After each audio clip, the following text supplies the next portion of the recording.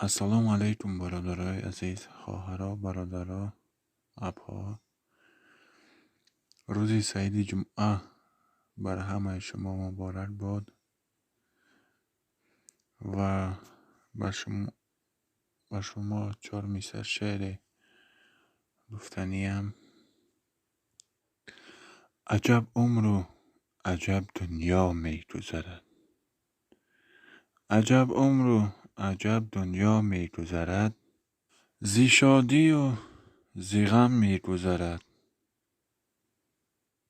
یکی شاد و یکی گریان می گذرد، دیگر روی به جای نماز از خدا عمر می طلبد، دیگر روی به جای نماز از خدا عمر می طلبد.